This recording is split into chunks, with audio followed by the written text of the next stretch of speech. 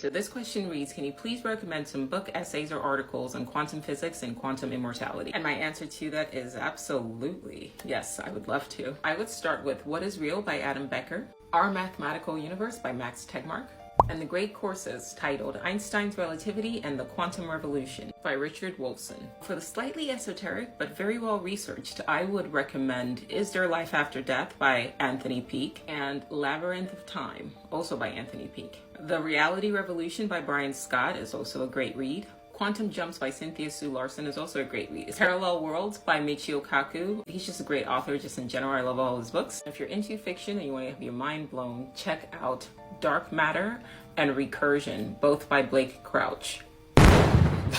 So now you may be thinking, holy shit, that's a lot of books. How am I going to be able to read all these books? Well, here's something I recommend to my podcast listeners. Lean into audiobooks. There's a book called The Shallows, What the Internet is Doing to Our Brains by Nicholas Carr. And in it, the author discusses how our constant swiping is actually changing our brains and making us lose the ability to focus for long periods of time. We're essentially dumbing ourselves down. So if you're finding it hard to just sit and read a book, you're not alone. And it's because of this, it's because of our phones. So the counter to that, if you still want to read, is audiobooks. So Audible, LibriVox, Libby, these are great apps, especially if you're finding it harder these days, just sit and read a book or sit and focus on something for a long period of time. Also, a quick tip to help you focus when you do listen to audiobook is to increase the listening speed. I learned over time that increasing the speed of an audiobook actually forced my mind to focus on what was being said.